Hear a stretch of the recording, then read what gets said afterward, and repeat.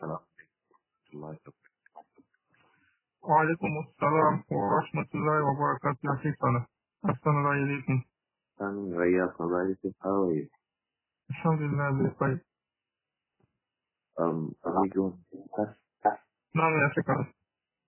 الحمد لله ونستعينه ونستغفره ونعوذ بالله من شرور أنفسنا وسيئات أعمالنا. من يهده الله فلا مضل له ومن يضلل فلا هادي له. أشهد أن لا إله إلا الله وحده لا شريك له وأشهد أن محمدا عبده ورسوله صلى الله عليه وآله وسلم.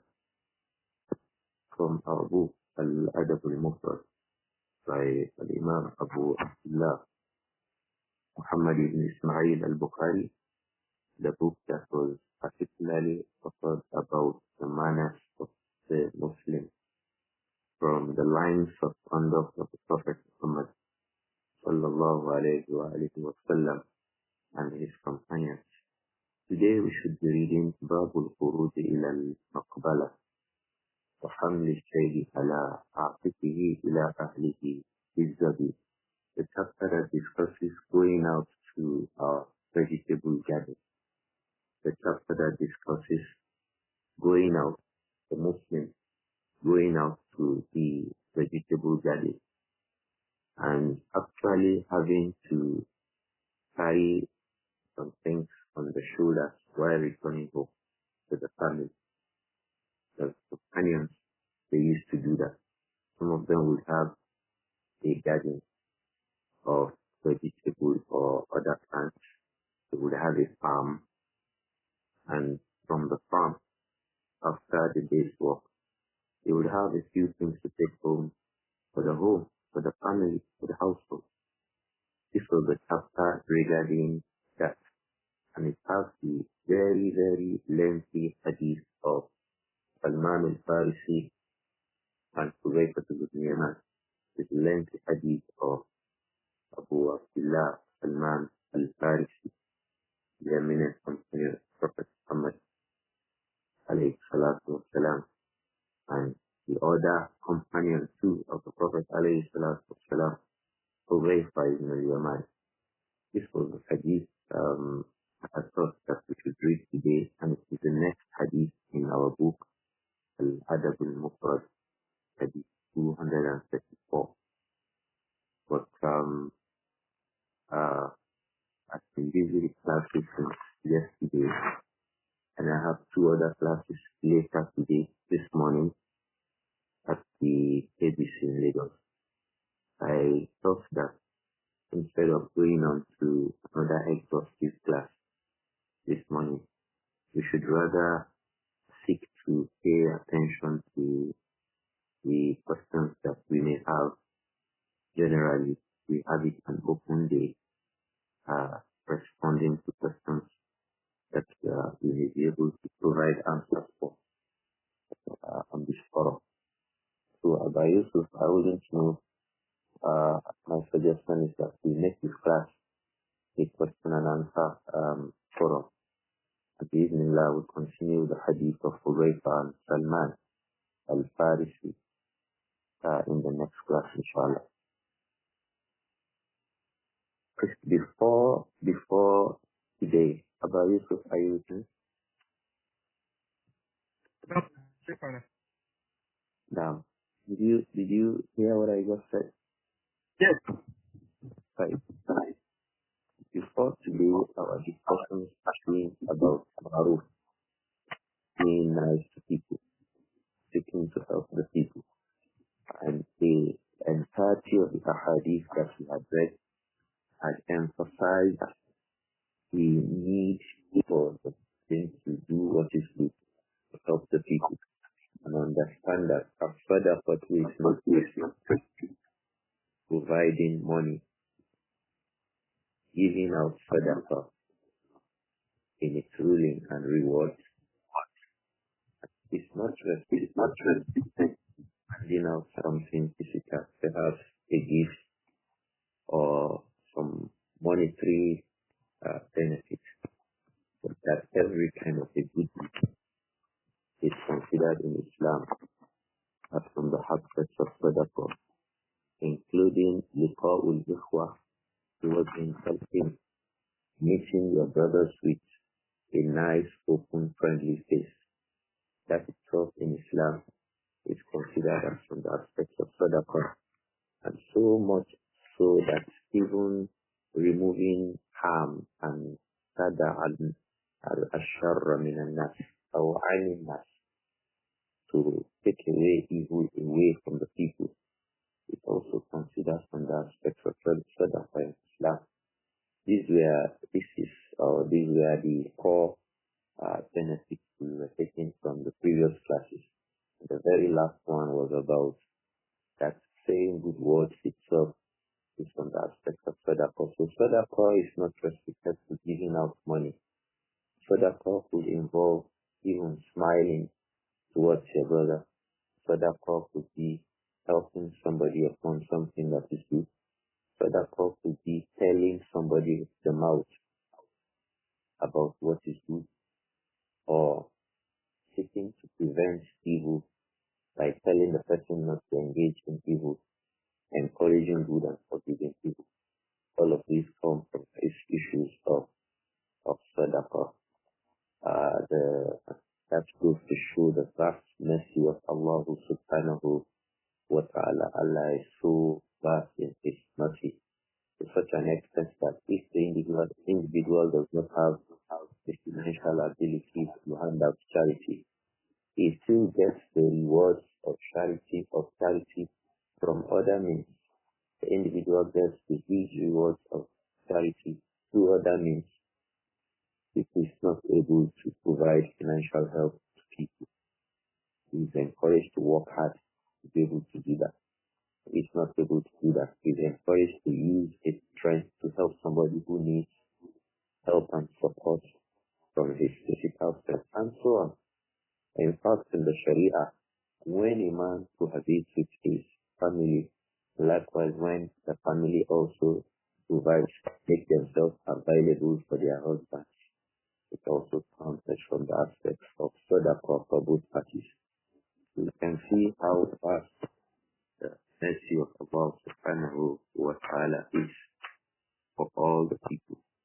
For He made the doors of goodness, He made them to be so many, the doors by which we can attain His rewards, we can attain goodness from Him. Allah has not restricted them. He made them open and vast, and He made them easily attainable. It is easy to say something good to people. It is easy to prohibit people from doing something that is bad. It is easy to smile to the face of people. And with all of these, we still find a means of getting the huge rewards that the people who spend money get. It is easy to say Subhanallah. And when you say Subhanallah, the means of getting the kinds of huge rewards that are written down for people who give people money, you don't have the ability to provide them financial assistance and gain the reward of everything. You have the ability. So you have the ability to say Alhamdulillah. You have the ability to say Subhanallah. You have the ability to say La ilaha illallah. And through all these means, Allah subhanahu wa ta'ala provides you the kind of rewards that He provides those people who spend their money and their properties to help and support the rest of the people. It's a very, very big favor for us. And that shows from aspect of Allah's being Ar-Rahman, absolutely merciful. So I wouldn't know if Abu Yusuf now has a few questions we can attempt to provide answers for each other. نعم. I mean, one Does a woman get the reward of remaining on her place of prayer from after Fajr to Duha? Yes, she gets the reward.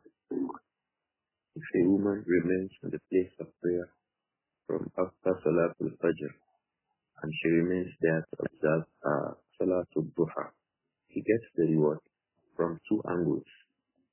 The first angle rule is that the hadith that speaks about it is general. It speaks about whoever does so and so, whoever sits down in the place where he had observed or she had observed the salah. So it could be understood that for men, that would be in the masjid, because it is compulsory for men to attend the congregational prayers in the masjid, Salatul Jama'ah. And as for women, it is more encouraged for them to observe their salawat at home. And the place where the woman sits to observe her salah at home, the ulama also refer to it as masjid. The place where the woman sits to pray at home is also referred to as masjid. One of the scholars, Shaykh Al-Ambari, Hafizahullah, compiled an entire book about the female companions and some of the male companions who had a case in their homes they refer to as masjid. So the common thing amongst the companions that they would refer to a place they designate at home for prayers. They will refer to that place as masjid. So if the woman prays in that corner of her house, she observes salah in that corner of her house, she is sitting down in the same place. So the time of salah she has the reward, Bismillah, just like the man who will be in the masjid up to the time of salah. And the first time of salah is the time of salah ishraq. Hadith mentioned the reward is like the one who makes Umrah. The reward is like one. It's a tremendously rewarding activity. I hope that this answers the question about it. Now, there's nothing left on our Shaykh. Okay, If a Muslim sleeps off due to tiredness, is it permissible to wake such person up at the time of Salatul Fajr? if the person sleeps up during the time of salah, it is lawful to wake up the person. It is lawful to wake up the person, because it is also lawful to wake up the person for Qiyamul Layl. The Messenger alayhi salatu wasalam used to wake up Ali ibn Abi Talib and his own daughter Fatima radiallahu anha. The Messenger alayhi salatu wasalam used to wake them up for Qiyamul Layl. And he had encouraged a man to wake up his wife for Qiyamul Layl. He also encouraged the wife to wake up her husband for Qiyamul Layl. So if it is lawful to wake up somebody for a prayer that is a nafila, that is supererogatory, it is certainly allowed to wake up the person for a prayer that is called. It is lawful to wake up somebody for Salatul Fajr. It is lawful. But if you don't wake him up, if it happens that you leave him because perhaps you see that he is so exhausted and tired, you leave him to sleep, it is also lawful for you, and his sleep is also lawful for him. The Prophet said, alayhi salatu wa salam, man nama salatin aw nasiyaha falyusalliha idha zakaraha.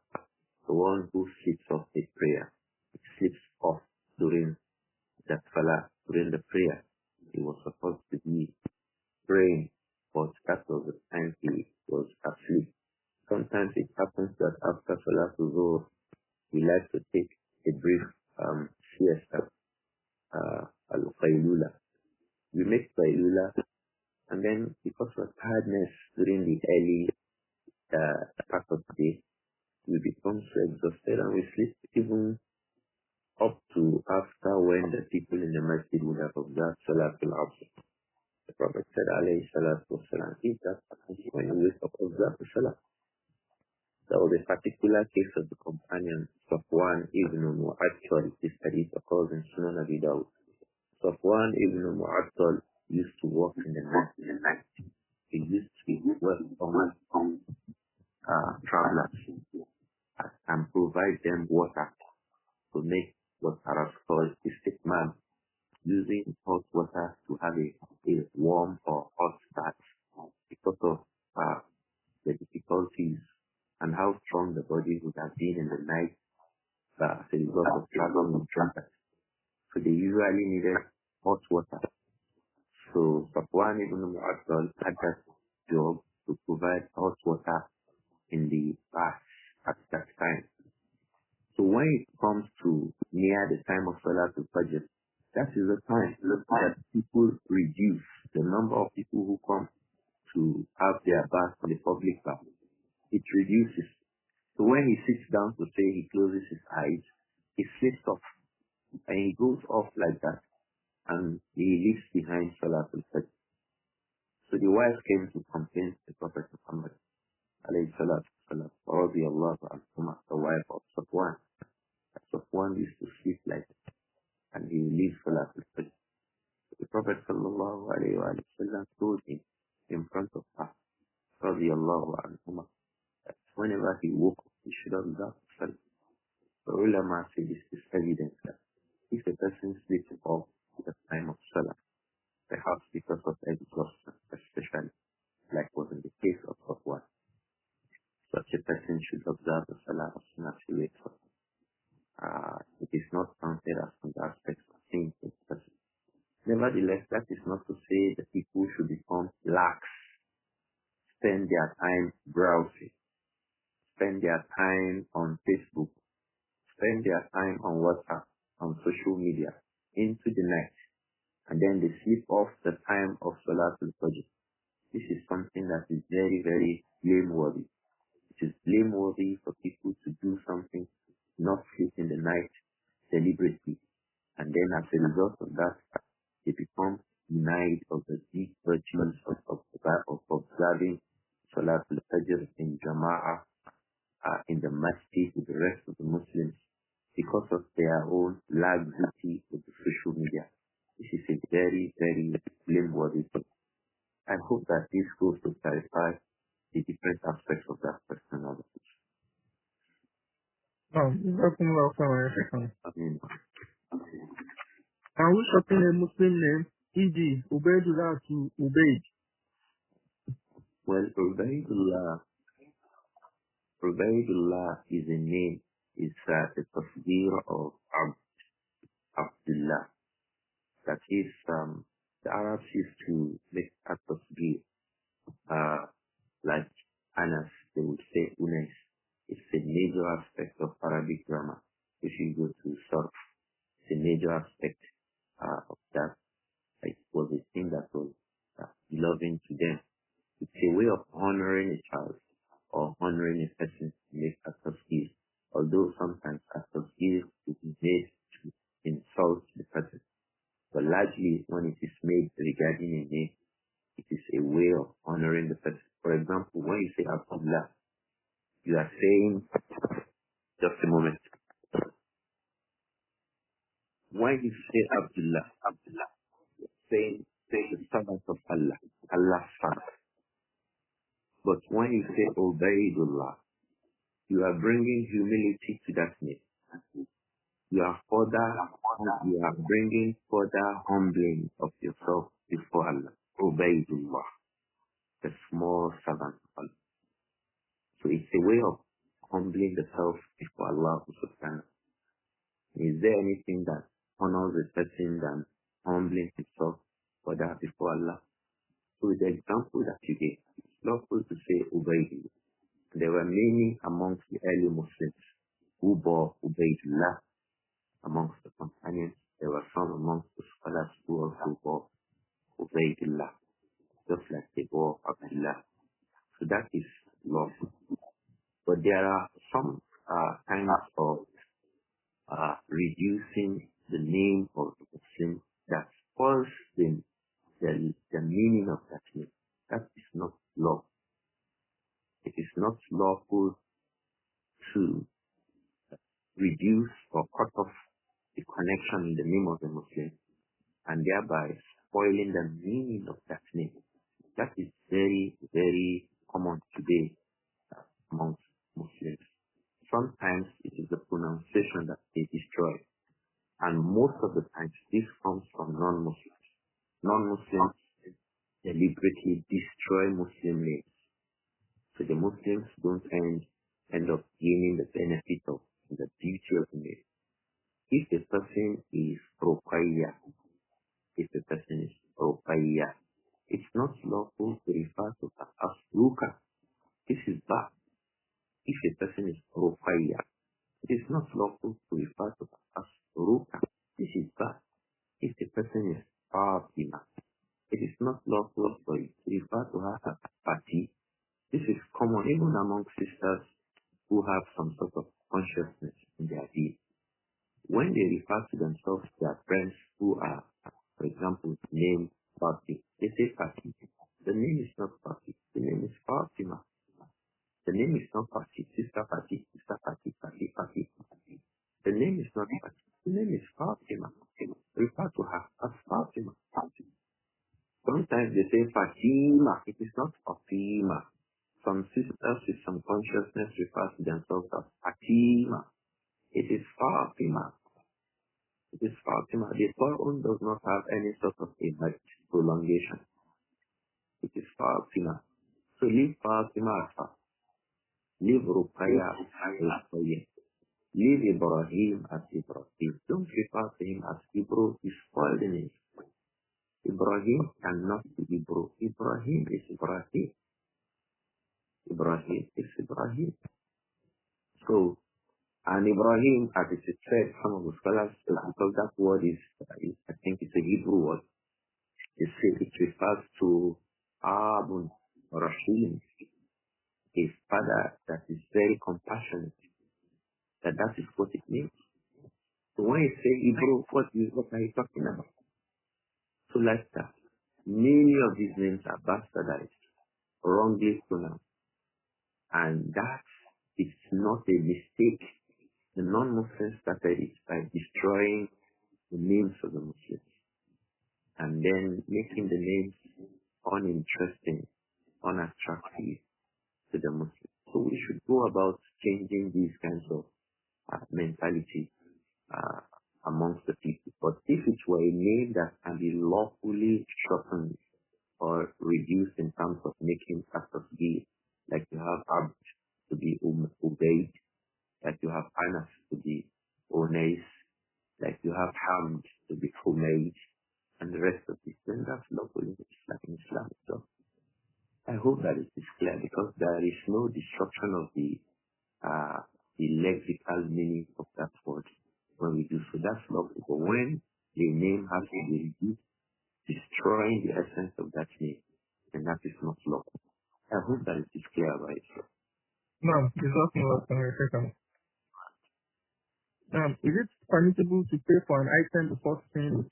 Does it suffice to only see the picture of the item before paying for it? Well, this matter has been discussed a number of times.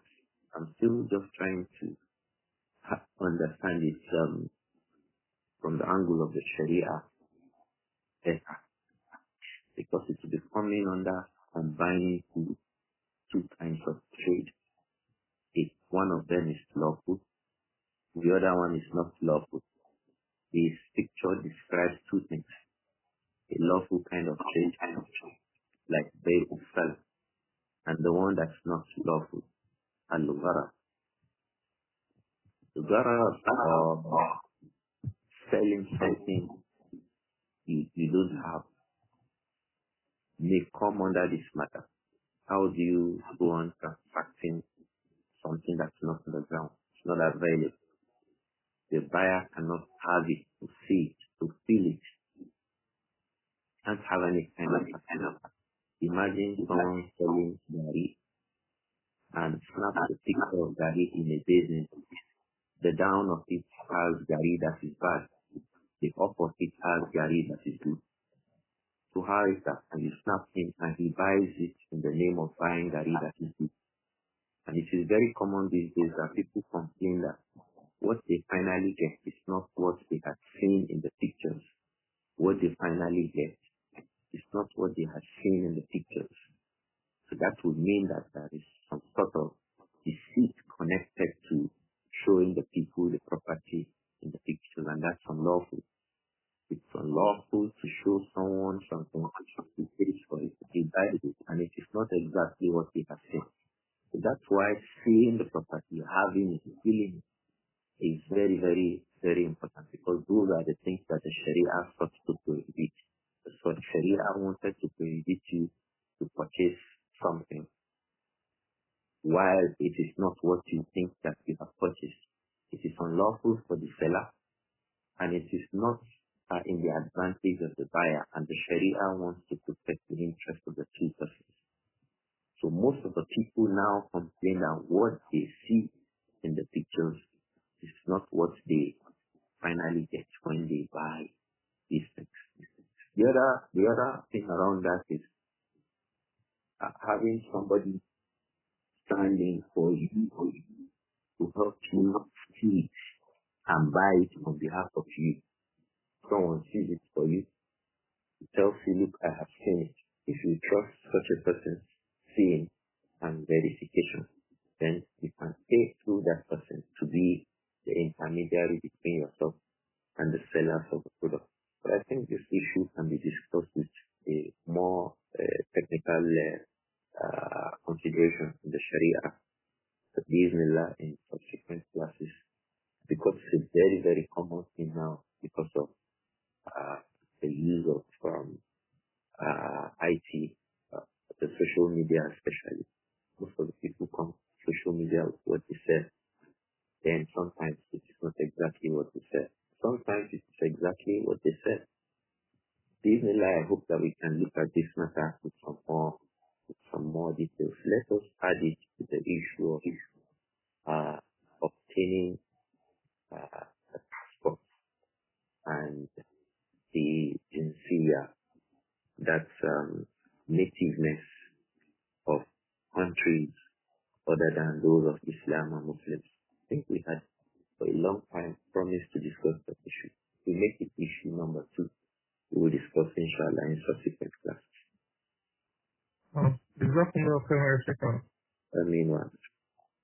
I used to do fidya for my late old mother when she was alive. I missed 1 month unknown to her with the opinion that fidya for the old is not compulsory. Is this opinion correct? If no, is it compulsory for me to pay the missed month now that she is late? Fidya is what the old people will take. Fidya means in the month of Ramadan, you feed a fasting person in place of every day of fasting. Instead of fasting, you feed a fasting person. So, and that is for 4 groups of people: the old aged men, the old aged women, the pregnant women, and the women who are breastfeeding. The pregnant woman whose pregnancy is a burden for her, she may become unable to fast. And the woman who is breastfeeding is a burden for her, she may become unable to breastfeed. So these 4 groups of people: the old man and woman, the breastfeeding woman, and the woman who is pregnant. These 4 groups of people, they give a fidya in the month of Ramadan. They feed a fasting person in place of every day of Ramadan. That is the lawful thing for you to do. Now, when the old mom passed away, before the old mom passed away, you had a view that it was not compulsory. And now you believe that it is compulsory. You don't have to go back, because what you did was upon knowledge at that time. What you were doing at that time was upon some sort of a knowledge, even though it was upon a mistake. So you don't have to go back to say you want to now do a fidya for her after she had died. So you don't need to do that at all. This happens a lot with many of the ulama regarding views they had. When they changed the views, then the implications of that view starts according to the new views they have. So when you now have a view that it is compulsory to make fidya, you don't have to make fidya for the time when you were upon the view that it was not compulsory for you to make fidya. I hope that it is clear, inshallah. But you can seek other means of making sadaqah that will benefit your parents who have passed away. You can find various other means to make sadaqah, so that the parents who have passed away, they can Bismillah, benefit from the rewards of that sadaqah, inshallah. May Allah forgive our dead parents. Ameen. Jazakumullah khairan, Shaykh. Ameen. What? Since what do? We did not circumcise our grown-up daughter. Issue of circumcision and khitan for males is almost an agreed upon sunnah. Khitan for males is almost an agreed upon obligatory practice for the Muslims. As for the khitan of females, the scholars are divided. Some of them say it is compulsory. Some of them say it is mustahab. So between istihbab and wujud, and they mention the same hadith. Those who mention the compulsoriness of khitan for the male child, the companion who became a Muslim, and the Prophet sallallahu alayhi wa sallam said to him that alqi anka sha'r al-kufr waqtasim, remove from yourself the hairs of the days of disbelief, waqtasim, and then make khitan. This person was an adult male. Yet the Messenger alayhi salatu wasalam said to him, he made khitan. When Shaykh Abdur-Raūf ibn Abdullah ibn Abbas was asked that if we have an adult who comes into Islam and he was not circumcised, what should we do? He said today there are various means, medical means of making these kinds of light, simple, easy to make surgeries. So if we have the same thing that will apply for the males, will apply for the females. More so for females. Whoever is going to do that must learn what the Messenger said, alayhi salatu wasalam. Today people refer to that as destruction, annihilation, fertilization. The haters of this practice have employed expressions that will make the people to hate that practice, despite the fact that it's a practice from the symbols of our deen, Islam, that a woman is circumcised. So, female circumcision is just cutting off the teeth, like the Prophet said, sallallahu alayhi wa sallam, that ashunni wa la tanhaki, cut it off from the very tip, small little tip of it. Don't make it deep. It is the deep part that becomes mutilation. So whoever wants to do that has to be sure that the nurse or the doctor or whomever must be somebody who is asked in these sciences to know what exactly to remove and the very little things to remove. I hope that it is clear about you. So there are modern surgical approaches to these matters, whether for a male or a female. Allahu Alam. Can we pray in our mother tongue during Sajda of obligation prayer? This matter, the scholars have held differently. The scholars have held differently. Some of the people, the scholars agree that you can observe, you can pray in mother tongue. But the best thing, khurujan min al-khilaf, by way of coming out of difference and playing safe, iktirazan, is that we should say those azkars that the Messenger had said, alayhi salatu wasalam. Is there anything you want to ask in this dunya than that? You should say Allah to give you the belief of the word, رَبَّنَا آتِنَا فِي الدُّنْيَا حَسَنَةً وَفِي الْآخِرَةِ حَسَنَةً وَقِنَا عَذَابَ النَّارِ. Is there any dua you want to make bigger than this? Is there any dua you want to make bigger? So it's better to say those dua that the Prophet taught us, alayhi salatu wasalam, and say them in Arabic. By that we would have come out of difference. We will not be upon oath.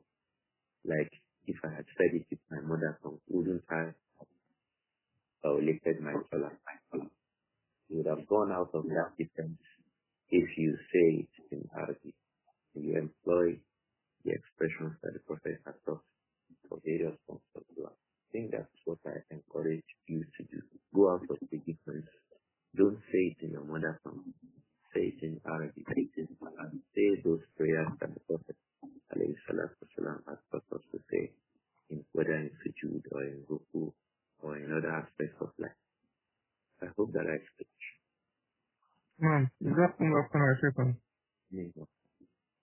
How are we meant to recite Surah Al-Fatiha behind the Imam for prayers that we pray aloud?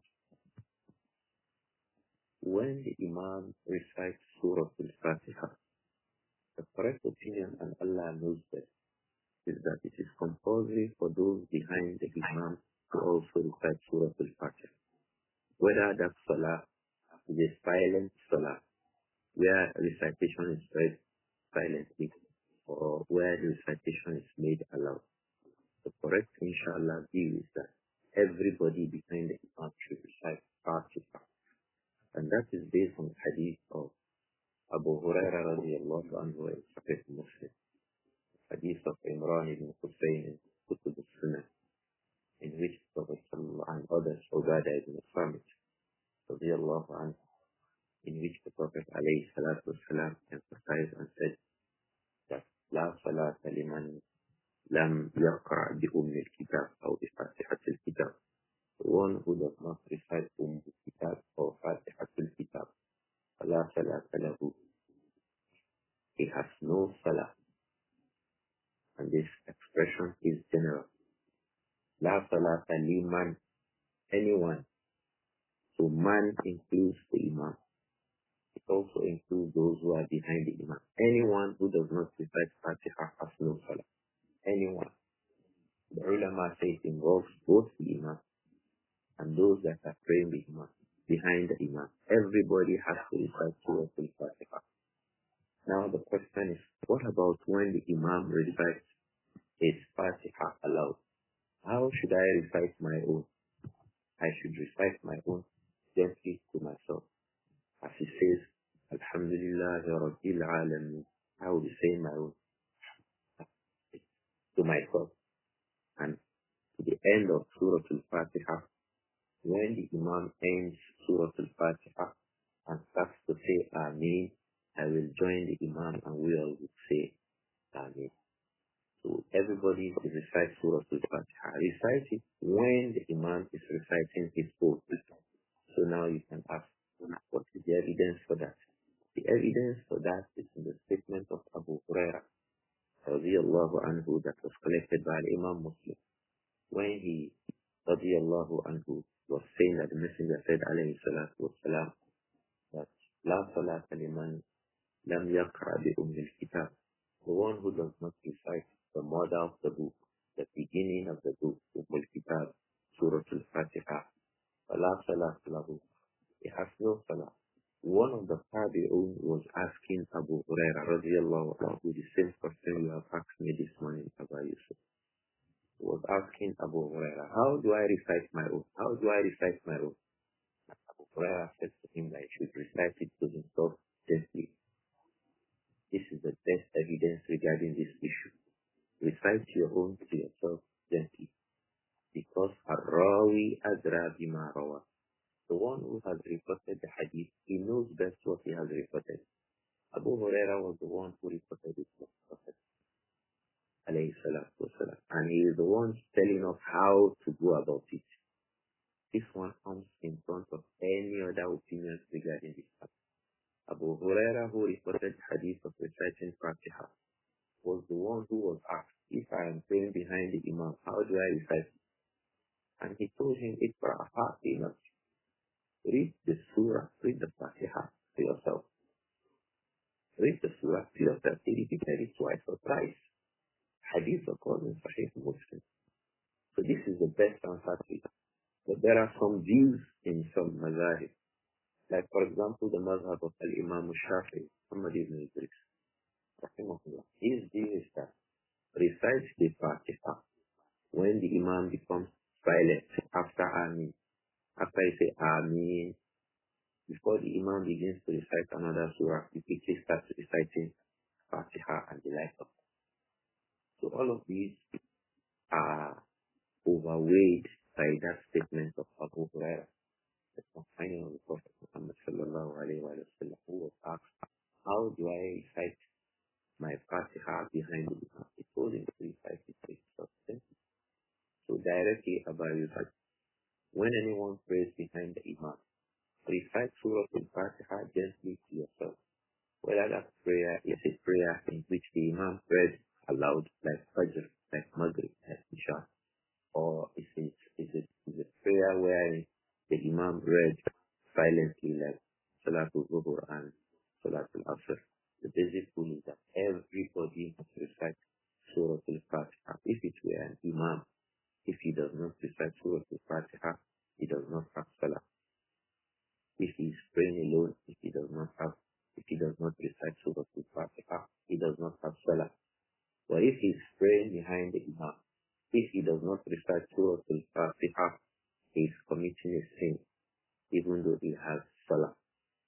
I hope that this matter clarifies the issues around reciting Surah Al-Fatiha, whether behind the Imam or as an Imam. Sorry.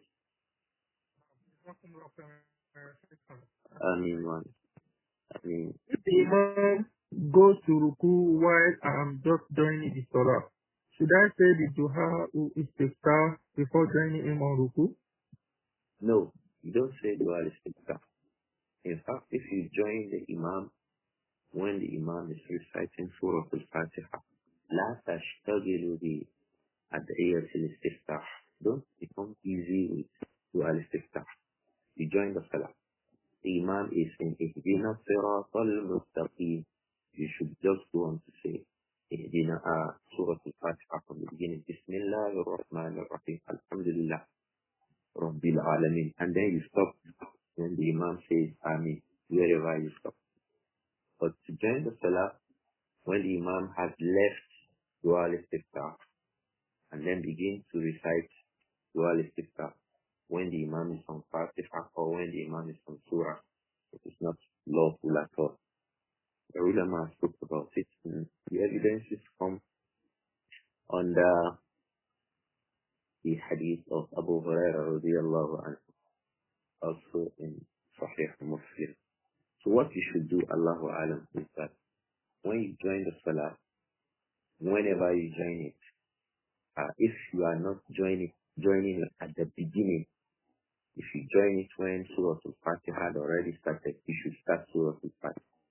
If you join it when Imam is reciting a surah, you will not recite Surah Al-Fatiha.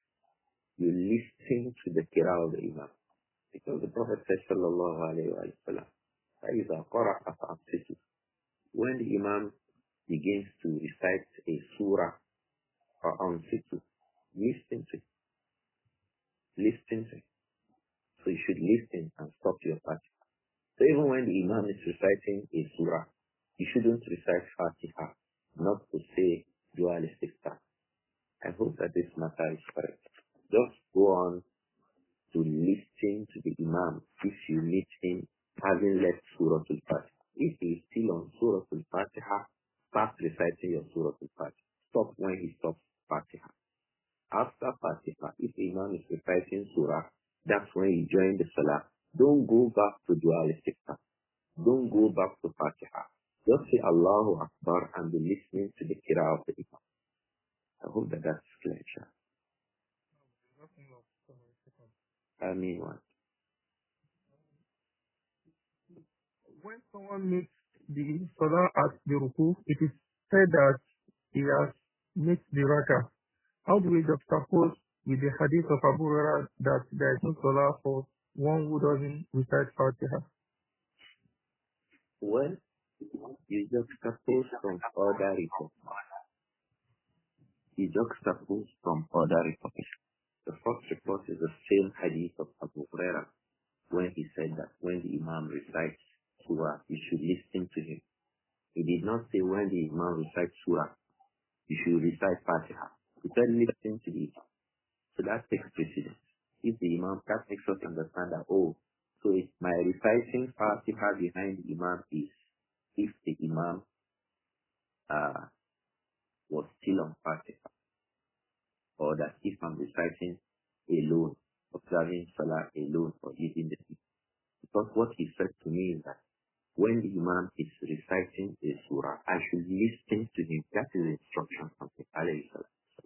So if I join the Imam when he's observing Salah, what is obligatory on me is to listen to the recitation of the Imam, not start Fatiha again. So it means that instruction who does not recite Fatiha has no salah. The one who does not recite Fatiha at a time when he has the opportunity to recite Fatiha does not have salah. That is a new understanding you have of that hadith of if you don't recite Fatiha, you don't have salah. Meaning that it means that if you don't recite Fatiha, when you join the salah early, you have the time and space to recite Fatiha, but you leave Fatiha aside. That is when you don't have a salah, or that is when it becomes sinful upon you for leaving Fatiha.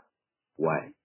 The instruction of the Prophet ﷺ is that when the Imam is reading a surah, you should listen to it.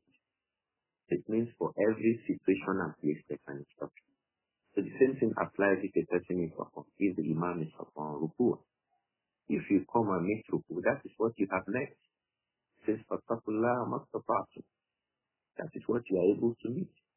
And the Prophet said, sallallahu alayhi wa sallam, Man adraka ruku, faqad adraka rak'ah. Whoever meets the Imam at ruku, he has met the rak'ah. So it means that, okay, this question of how, but I didn't read Fatiha, does not come up. Why? The Prophet already told you that don't worry, alayhi salatu wasalam. If you meet him in ruku, you have the ruling of someone who had met the Imam at the beginning, just like he started the rak'ah with him. So there are no contradictions in that hadith. You only need to understand that what it means when it says if you don't recite Fatiha, you don't have salah. What it means is that if you don't recite Fatiha at the time that you are supposed to recite the Fatiha, you are available, you are in salah, and you didn't recite Fatiha, then you don't have salah. And the rest of the ahadith will necessitate that interpretation. I hope that it is clear, sure. Naam, jazakumullahu khairan, Shaykhana. Ameen. Can we chant morning azkar in congregation whereby one person read it and others listen? So you can do that like Al-Imām Shaykh said, if the rest of the people are ignorant. Al-Imām Shaykh, rahimahullah, he said if the people are ignorant, yes, you can do that by way of teaching them and also making their azkar. So the people are ignorant. They can't after Salatul Fajr, they can't recite Ayatul Kursi because they are ignorant. They can't recite Suratul Fatiha after Fajr because they are ignorant. They can't recite Qul Huwallahu Ahad, Suratul Ikhlas, Suratul Falaq, Suratul Nas because they are ignorant people. Yes, they can read it and they can read it after it, whether in the morning or in the evening after. You can't say Raditu billahi rabba wa bil Islam dina wa bi Muhammadin nabiyya wa rasula. They can't say that because they are ignorant people. Yes, you can recite it and they can follow you like our grannies, our old moms and old daddies. They didn't know this after before. They found it hard to read, so you can read and then they read after you because they don't know it. But not the one who can learn it. He can learn it. Or the one that you are reading to like this, and then the person knows it after that. The basic rule is that every person should say the azkar for himself or for herself. So it is allowed to teach the people like that. They read and you read after, they read after you. Or it is not allowed to do so if everybody now knows it. You now start chanting it in the masjid. Start chanting, start shouting, Raditu billahi rabba, most white like this. The messenger did not used to do so, alayhi salam. The companions did not used to do so, radiyallahu anhu. If it were a good thing, they would have been doing it before us. وَلَوْ كَانَ فِيهِ خَيْرًا لَسَبَقُونَ إِلَيْهِ. If it has good in it, لَسَبَقُونَ إِلَيْهِ. They would have done it before us. So leave it, don't do a stuff like that. Don't do a stuff most white. Everybody is chanting like Christians who are reciting hymns. Don't recite after as if you are reading hymns. Then the masjid is shouting, Kulu Allahu Ahad, Allahu Samad. This is not lawful. If the people know it. When the people don't know it, one person can stand up to read so that the rest of the people read after him by way of teaching them and still doing the after. I hope that that's clear. Naam, jazakumullahu khairan, Shaykhana. I mean what? Please, how do we explain a qaida that says, الترك لا يقتضي التحريم? In the light of justifying Mawlid Nabi to be a bid'ah just because the Prophet ﷺ or the best three generations did not do it. الترك لا يقتضي التحريم is in the abwab of mu'amalat, in the issues of dealings. In the issues of dealings, if you say there was a kind of a business, the Prophet ﷺ did not transact business like that. This Prophet leaving that business, la yaqtadi tahrim, does not mean that it is haram. Because the al-aslu fi mu'amalat al-ibaha illa linafs. Because the basic rule about mu'amalat, our dealings, what we eat, what we drink, what we wear, how we talk to people, how, and all of these, is that everything is allowed except those things that are prohibited.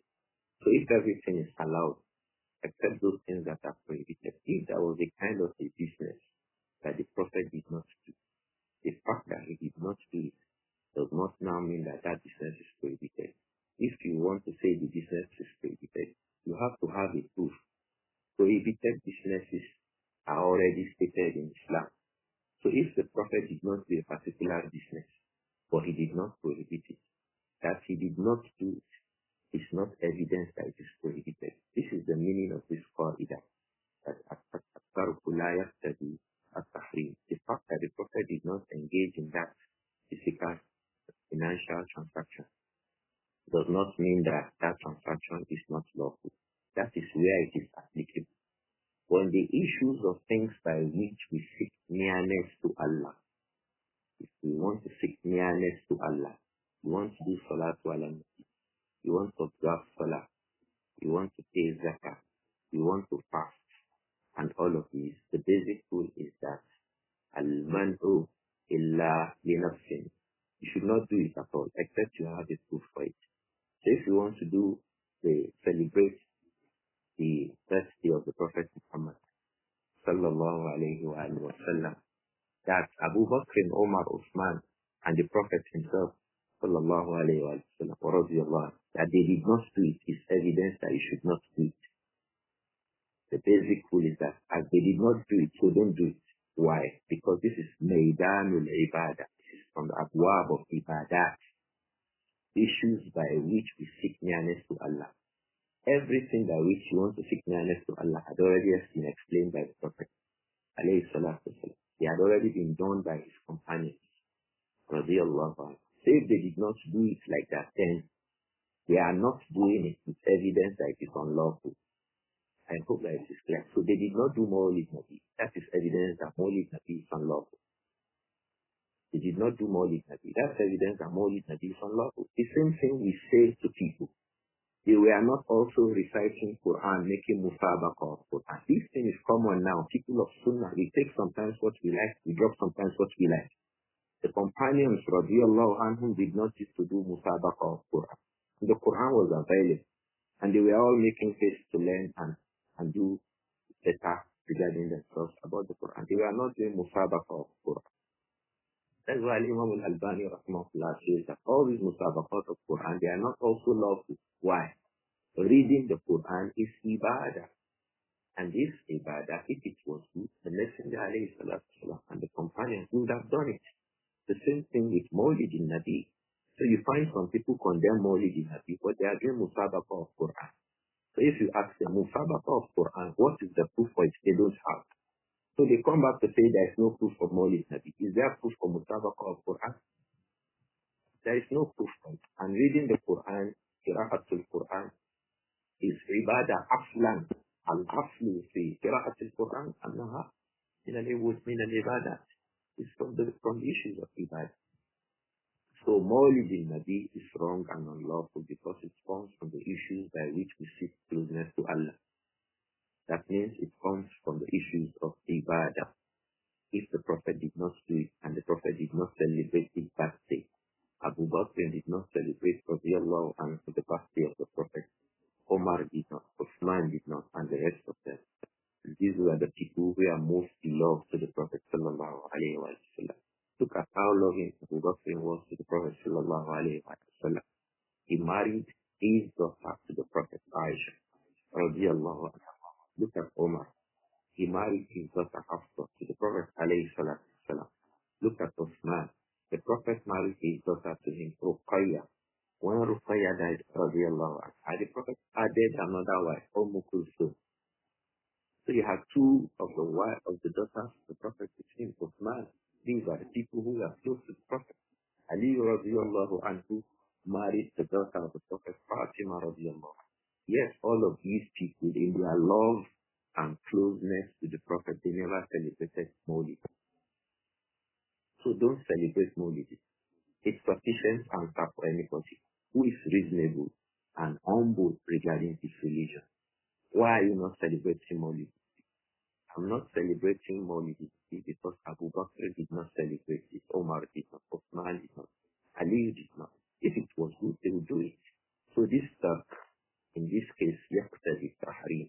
فالترك هنا في العبادات يقتضي التحريم. Not doing it for fear shows that it is not lawful to do it. Just like the Prophet did not observe Salatul Zuhur in 6 rakats. It means it's not lawful to do Salatul Zuhur in 6 rakats. The Prophet did not do Salatul Fajr in 4 rakats.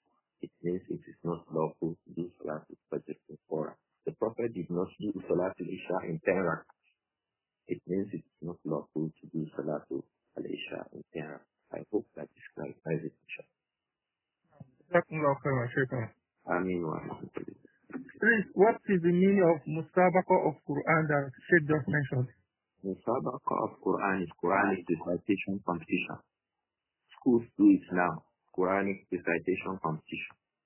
They do it in schools, they do it in states, they do it everywhere. This Quranic competition, what is the proof for it? That's what we are talking about. Allahu Akbar. Is it possible to accept December package from our company? And what if they give everyone during Ileya festival and they are giving everyone during December now? They give you Ileya. Ileya is a lawful celebration for you. Ileya is a lawful celebration. But the December celebration is an unlawful celebration. So don't accept gifts for it. The celebration is unlawful. So what it brings along with it are also unlawful. Ileya is lawful. What it comes with is also lawful. I think Muslims should be able to write letters to their companies to express this. Give us Ileya, don't give us Christmas. Muslims, write to your companies. Be able to attract yourself. Tell your companies, give us Ileya, don't give us Ileya and Itunu away. Give us Ileya, give us Eid al-Kabir and Eid al-Fitr gifts. Don't give us gifts at the times of Christmas and New Year. Write your companies officially. Let them know that that is the policy of Muslims. Write your company as an individual. Write your company as the people. We take Ileya and Itunu away, that is Eid al-Kabir and Eid al-Fitr gifts. Don't give us gifts in Christmas and New Year. We are not celebrating Christmas and New Year. Muslims should be humble enough and friendly enough to express themselves, to say that to their companies where they work. Allahu Akbar.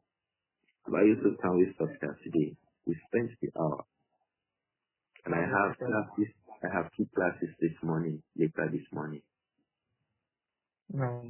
Barakallahu fikum ya Shaykh. Ameen wa fikum barakallah. Can we stop there? Ameen wa iyyakum. Subhanallah wa bihamdihi. Ashhadu an la ilaha illa anta astaghfiruka. Abba Yusuf, please let me accuse you. Let's make the next class in the next Saturday because I also have classes tomorrow again in the morning. I appeal for the sake of Allah. Let's return to class next Saturday, inshallah. Jazakumullahu khairan. Ameen wa fikum. Me want to see you. Assalamu alaikum wa rahmatullahi wa barakatuh. Wa alaikum assalam wa rahmatullahi wa barakatuh.